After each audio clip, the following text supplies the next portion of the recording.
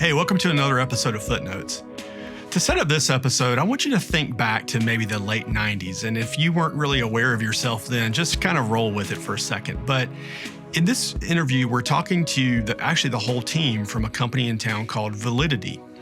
And the reason I want you to kind of think back to the late 90s is, back then the internet was sort of a thing.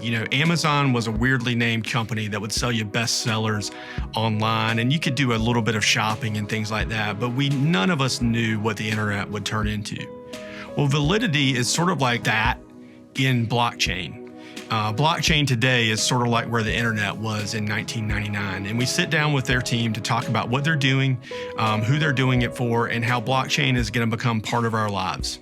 So we've got a team here today. This is actually a first for Footnotes, where we've got three people that we're talking to, but we got the whole team from Validide, who's based here in Columbia, South Carolina. And with that, we've got Dr. Gordon Jones, we've got Erica and Seth, who work for this company. Let's talk about what is Validide, what do you guys do, how did you get started, and let's go from there. Yeah, so Validide, we are working to create a decentralized identity wallet system. Okay. So, and what we mean by that is we believe all individuals should own and control their identity. And we believe identity is here in the physical world, but also digital, very digital.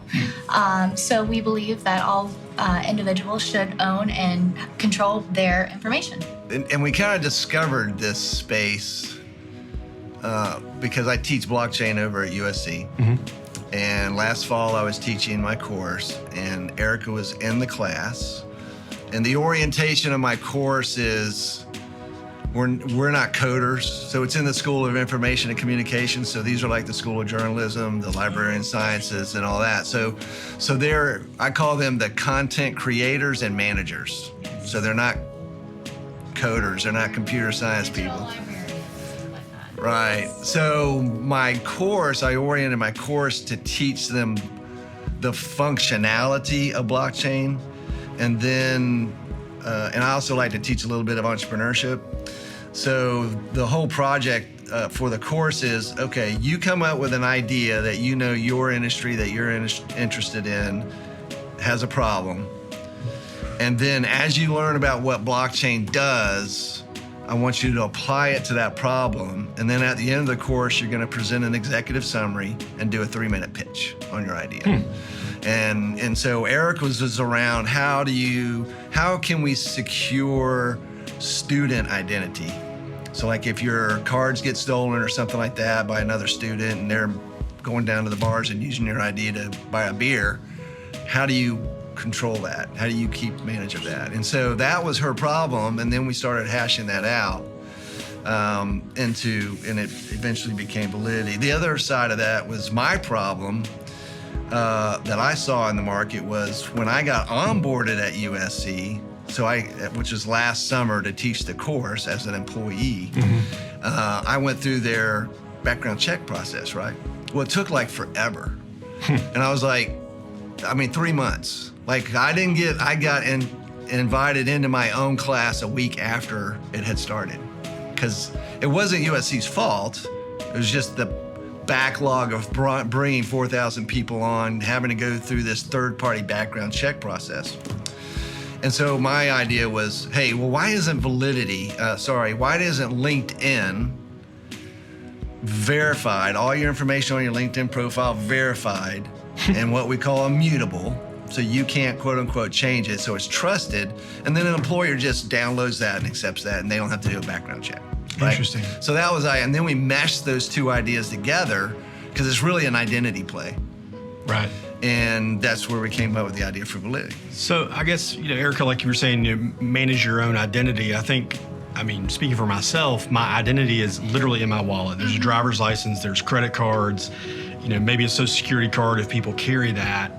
And that's, quote, who you are. But then there's like me, I'm sitting here, you guys are sitting here, and we are the real versions of ourselves. But what is an electronic identity? Yeah, so when you think about all your activity on social media platforms like Facebook and Instagram and whatnot, they are definitely watching you and capturing your data and who you are as a person, and are able to market that and monetize that. And if you're not actually paying for a service, you are the product. So we at Validity see that as a huge issue that definitely needs, to be solved. So in other words, when you're interacting on these sites, and we've seen the documentaries and we hear all the One talk on Netflix, and, the social dilemma, right? Yes.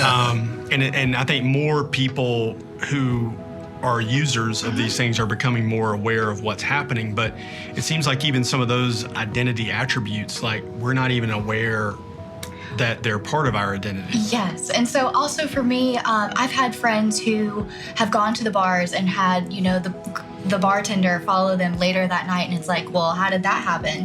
One of two ways. Either, Instagram promoted that y'all were together, or that he saw your name on your ID, because you're giving away way too much information when you go to buy a drink. Meaning when you use a physical ID. When you use your physical ID, you're giving away way too much information, because at the end of the day, that bartender, all he needs to know is that you are above 21. He doesn't need to know your name, your address. At the end of the day, that's all he needs to know. So, but they also need to know that birth date that you're showing is a legitimate, valid, yes. like your They need birthday. to trust the information. Yes. Exactly. Exactly. But they don't actually need to know the birth date. So the reason they look at a state ID. So it's a binary, like yes or no. Exactly. Right, that's what Validity is. Validity masks your name, your home address, your actual birth date, all your what's called PII, personal identity information.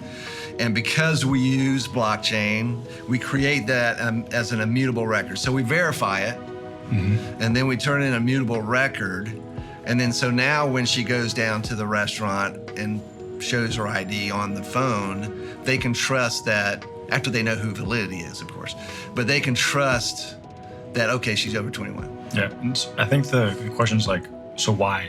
Why are we doing this? Like, what is the point of transitioning from this legacy system to blockchain? Like, what is this great buzzword blockchain? And don't think about like cryptocurrency or anything like that. Think about the implications the technology has.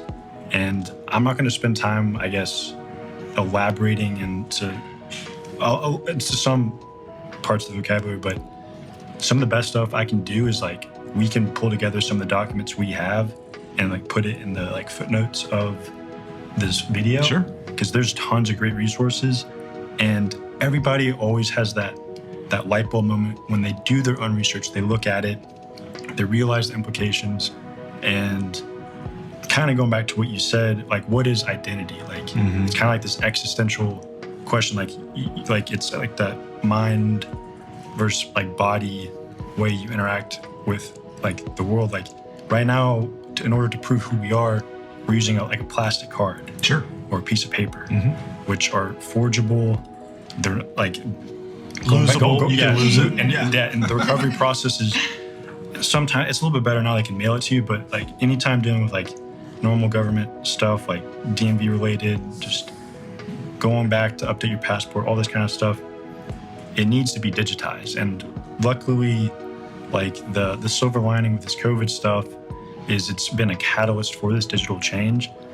And like the biggest thing that I think Validity is going to help assist with this is this whole like remote working situation, work from home. People who want to be able to choose to have that more nomadic lifestyle, they still need these like credentials that and like they need to be verified with everything they do. And there's so much paperwork in that process, and there's so much updating you have to be done every once in a while, and it's just a really messy situation. If you have it all in one thing in your pocket, and you can collect, you can like update all that on the fly, then that's what we're trying to do. So to his point, so we came up with the idea. We started doing our research and our customer discovery in the fall and the winter, over the winter. And I connected with LinkedIn. I'm a LinkedIn guy in the UK, and he's a headhunter for blockchain tech professionals. Okay, and he services the EU. So his problem is these are all project-based, right? So he's not necessarily hiring this guy to be employed by that company. He's just pushing them in for a project. Well, in Europe, and it's pretty much the same thing here, is every time he goes to a new employer, like 6 times during the year, they have to do a background check on him. In other words, company 1, company 2 is doing the same work that company 1 did on verifying the same person Yeah, exactly. with the same attributes. Well, what it is they make the headhunter do that check. Okay. So now the headhunter's basically paying for it. His name's Tony. And so he was actually our first investor. Even before we incorporated, he sent us $10,000. He said, dude, if you do this for me, then you'll make my life so much better. And so that's really Which is music to anyone's entrepreneur's ears. Yeah, that was awesome. You've got a real person with a real problem with actual money, maybe crypto, and it was cash. Yeah, it was cash. There you go. We can take Bitcoin. How ironic, you know? Yeah. But to Seth, I mean, so like the gig economy is like a real high need for something like this because, especially because of COVID, people are quitting their jobs and they want to be able to transition fast. So they need to be able to get hired fast. So imagine if they show up with all of their background already verified and an immutable record that the employer can trust. Now they don't have to wait 3 days or 3 weeks for the background. They can get hired right then to do that project. Yeah, and start working immediately. So yeah, so that's kind of that's our core business model. We got others that come out of that, but that's the market we want to serve. Just out of curiosity, I mean, is there a biometric angle here? Or? Yeah, that's a part of the verification process, okay. And it's also part of what's called the authentication process. So we already verified your ID, but now you're going into the environment. We want to authenticate that it is you before you go into that environment. So we can use biometrics for that too. Sure. Well, I guess that requires your physical presence, which I think what I'm hearing you say is that leading up to your physical presence, being somewhere, or even if you're a remote worker, there's still that digital aspect that, you know, the whole point is you don't want to have to show up at a certain place. You know, you can, and if you want to be contactless, right? So now you don't want to share a virus. So imagine this. So the validity holder, so she's already verified. She's got her driver's license in there with her driver's status, which is different. Okay. Then she has her insurance card in there, and she has her vehicle registration in there, in her validity identity. And now a police officer pulls her over for speeding, and he walks up and doesn't expect her to roll down the window. He just wants her to show her QR code. And he'll scan her QR code. Now he has her driver's license verified, her identity verified, her insurance and her car registration information without even having her roll down the window. So that's a true contactless interaction. Mm-hmm. And then he doesn't even have to go back to his car to verify everything because he's, get on his computer and find out if you have any tickets. It's already on his side because of his role as a police officer. Somebody else that scans that QR code wouldn't be able to see that information, but because he's a police officer, that's his role in our ecosystem. So he has authority to automatically see that information by just scanning the QR code. Gotcha. Versus the bartender who just needs to know a yes/no on an age verification. Absolutely. Law enforcement may need more info up front as it's appropriate. So let's back up for a second. And we've been talking about blockchain, and again, this Footnotes has a wide audience, as we discussed kind of before the show. Let's talk about blockchain. Seth, you had kind of opened the door on this by saying you didn't want to go too far down the rabbit hole, but I think we may need to steer it in the right step direction. inside the door frame a little bit. Yeah. What is blockchain? Like, what does a civilian need to know about blockchain in terms of what it is and maybe what it does? So in layman's terms, it's like a new way to hold people accountable that doesn't require, depending on if you're using zero knowledge proofs or it's just out there publicly put on a blockchain ledger, but it's a new way to hold people accountable and do contact tracing. And because like human beings have needed accounting for so long, this is like the next step that like the layer of the internet has allowed us to communicate with each other so well, so rapidly, so quickly. But with that information comes misinformation, disinformation, and that's what blockchain really remedies is something's put in stone cryptographically that classical computers can't break that hash. Like only like quantum computers would be able to theoretically do that relatively quickly if they're like weaponized, but everyone thinks those are really far out. I guess that's not he's using some tech terms now. Well, it's kind of like, I mean, I remember, I think I'm old enough where I started my career in banking in the late 90s and the internet was a thing. Websites were really basic. Amazon only sold books. Right. But you knew like, hey, there's this thing is like, it's going to be something one day. No one could imagine smartphones really. No one could imagine, doing a Chipotle order. A Chipotle order didn't exist then, but you knew. And so when people were talking about the internet in the late 90s, it sounded kind of like what you were saying, that there were a lot of knowledgeable people that were kind of getting into it. Just users were experiencing some utility because they could click and do this and do that, and it was kind of cool to buy things. So all right, so this is what I teach, right? So and you came from finance, right? Mm-hmm. So you know what a ledger is. Sure. And a ledger is your credits and debits. Yep. So basically what Satoshi Nakamoto did, so this is the guy that wrote the white paper to create Bitcoin, right? And I read it. The white paper is like 4 pages long. 9 pages. 9 pages. But it's still very short, and the idea of a technical document. I held it in my hands, yeah. So, it's required reading for my course.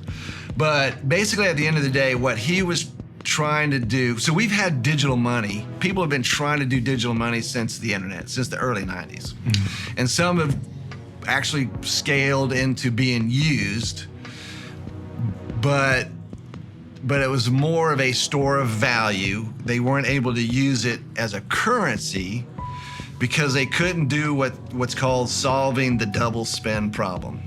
So if you have a digital asset that's ones and zeros, you can copy that digital asset, right? So the question is if I go to Seth and I buy that piece of candy with a digital 25 cents, what's keeping me from going to then buy another piece of candy with that same 25 cents from Erica? That's the double spend problem that we've always had up until 2008, right, when Bitcoin became. So my dad caught me photocopying $20 bills when I was 6 years old. Wow. On the copier, and because thinking like, well, that's where money comes from. Is you exactly. Make more of it. Hey, man, for future counterfeit. But you're not supposed to do that. So what blockchain does for cryptocurrency is it basically eliminates the ability for somebody to create another version of the same digital currency. Mm-hmm. So that's really what that is.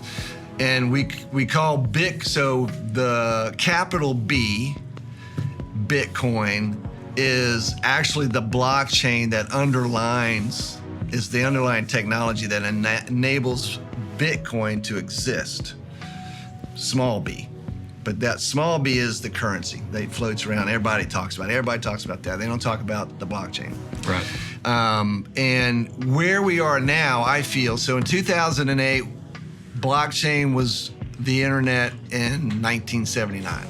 So like right when it was invented by DARPA, right? Mm-hmm. Which was just for government.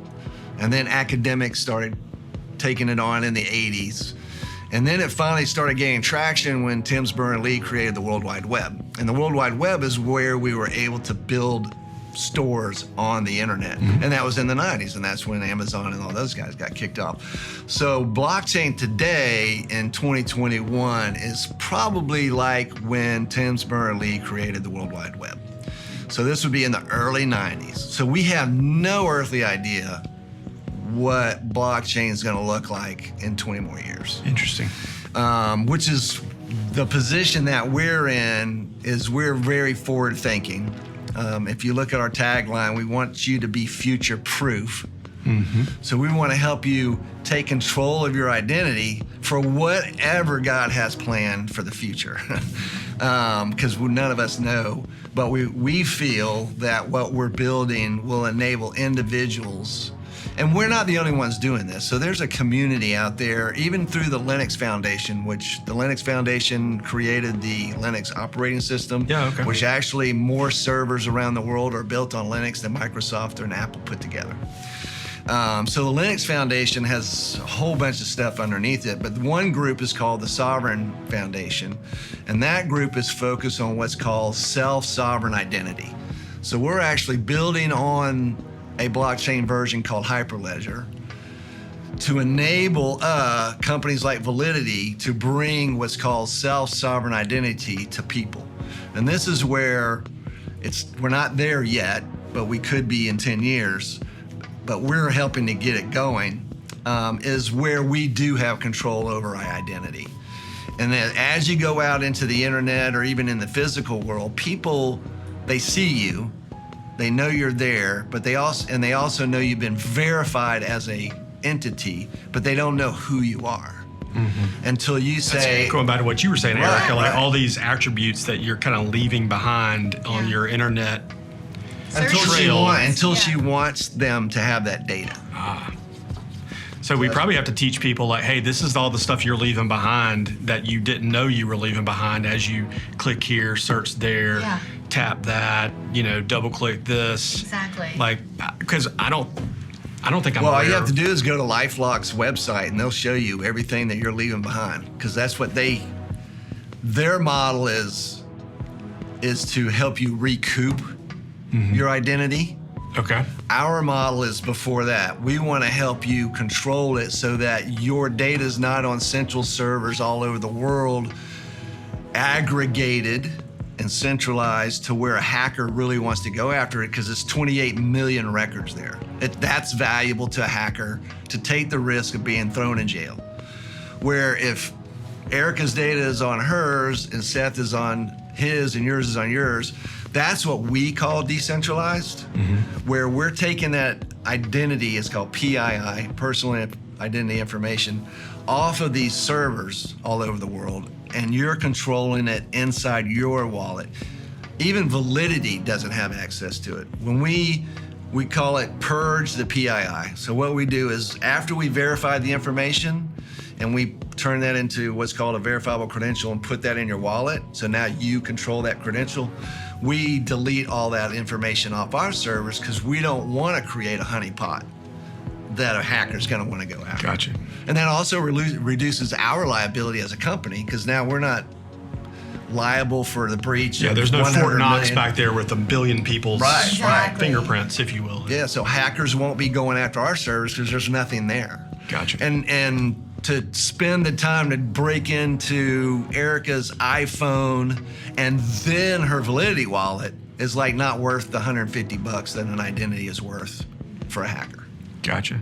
Well, that kind of brings up a question. I'm just, as I'm listening and hearing about what you guys were talking about these trails that we inadvertently, but now we're becoming more aware that we're leaving behind, and those are sort of utilized or exploited, if you will, by people that are allowed to do that. Isn't part of the novelty, though, of searching and scrolling and being a part of social media, the suggestions or the, hey, you might like, or seeing ads that are more meaningful to you or things? So it sounds like if you guys are successful, does that go away? No, not necessarily. I mean, you have the choice then at that point. Right. Because as long as they're being transparent, I mean, this is the issue though, is like you don't know about that. I mean, there is definitely a curtain, that is being held up against most people that just don't take the time to, just don't have an interest. It just really hasn't been talked about. So, but I mean, I think we all know somebody that's like, well, that's weird. That's popping up on my phone now. I just said that, 2 hours ago. Right. What? So, I mean, now just being able to have the choice of like, having that, come up or not is definitely needed. Yeah, and I think surfing the web in the beginning, like, of course, it was just a ton of information out there. Everything was new, but a lot of these algorithms have whatever bias they have about you, and they will keep you there and really control your compulsions to have you just stick on that website and waste time. And I think that's problematic. Like they kind of going back to the infrastructure thing, like changing education. If they had that algorithm in play for students who really loved learning about that, and you kept them in that area to accelerate their learning. Maybe they only have to cram in learning for like 3 days a week, and the other 4 days they can work or find something else to do. But the algorithms, these companies aren't incentivized to do that. They're incentivized to get you like in this like sedated state where you get materialistic on Instagram and you want to buy that because you want to identify as this and you want to look like that. And they've just they went from these really great companies that I looked up to. Like I always wanted to work at like Google or Apple or whatever, but they've kind of just, I mean, they have to do what they have to do because it's just gotten out of hand, and we have to make them pivot into something else because they're just like, they're almost like too big to, like the too big to fail kind of thing. But they're So with Validity, we're really hoping that will force some of the other players to be more transparent and forthcoming with information. Well, there's also a, we call it monetization opportunity. So you as an individual right now are the product. If you're using Gmail or Facebook or all that, right? That's what the Social Dilemma documentary talked about. So what we see in the future, as more and more people get control of their identity, now, if let's say you do want to get some of that preferred data, you can then elect to share it with either the world or just a specific vendor so that they could customize an offering to you if you wanted to. You can also rent yourself out. So let's say you did want to make some money off of Google's algorithms, right? So right now they're making all the money. But let's say as a transition now, they're willing to send some money towards you for you letting them watch you. So what happens is we would create an identity for you that they can track while you're out there. But then when you cut it off and you made your money, when you cut it off, now they can't attach any more data to that identity. So that's really the big future here is you'll be able to morph your identity as you go out into the ether to make sure that they aren't tracking you long term.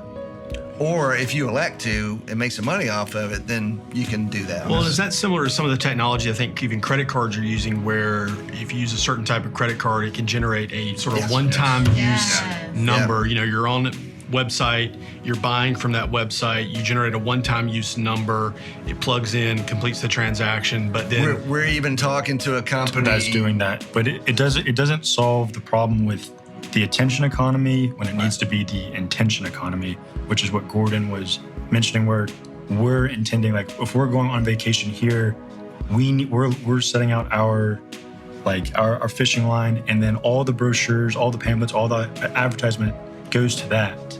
And they have our information for a revocable amount of, like a certain amount of time, it's revocable. And when we pick the person, they get that information, and all the other ones they lose that alpha data. So let's reemphasize that. So what currents now is attention. Right. So everybody's tracking. Attention. And for all our southern listeners, right. So what Seth was just talking about is the intention. Yeah, with economy. an I. Right. Okay. And that's where we're sending out RFPs. They don't know who we are, but they have the information they need to make a proposal. And then we choose who we want to do business with, and then they'll get whatever data they need for a long-term relationship, and all the other ones no longer have access to that information. Could be for mortgages, could be for jobs. So if Wall Street Journal last week had an article about White Castle and Cracker Barrel are going to their databases from 5 years ago and spamming people who had made application to work there to see if they would come work for them, because they're having a hard time finding employees. So that means you applied for their job 5 years ago and they still have your data 5 years later. And you think Cracker Barrel has good security? They don't delete this stuff, man. Your identity is all over the freaking place, and that's our passion. We that's just insane. We feel it's ignorant, and now because of our technology, it's unnecessary. It doesn't have to happen now. Interesting. It's just really fascinating because it is like 1999, with regard to blockchain and happening. And I tend to think about the phenomena of, being a younger person and you're seeing it on the front edge, kind of like, I feel like I've seen the internet go from, hey, this neat thing, you can send instant messages and you can buy shirts and books, to it's just ubiquitous. Like, it's everywhere and it's just so woven into life. You literally can't imagine not having it. Right. And so I think what I'm hearing you guys saying is blockchain is headed in that direction. The currency stuff gets all the press because Right. it's making billionaires out of just thin air almost, it seems like. We'll set aside the commentary on that. But it's kind of like Amazon just selling books in 1998. We didn't know that they would know when our dishwasher detergent needed to be refilled, and it would just show up without us doing anything. Well, I don't mean to be self-promotional, but since you mentioned 1999, so in 1999, Milton Friedman, who's a Economist, yeah. economist, he predicted Bitcoin in 1999. He didn't call it Bitcoin, but he predicted that one day in the near future, because of the internet, we will be able to solve the double spend problem and do that. So I wrote a song called Blockchain Movement. So you're going to have to share that with your audience. Yeah. And we even referenced that 1999 It's in the show notes. Milton reference. So. Great.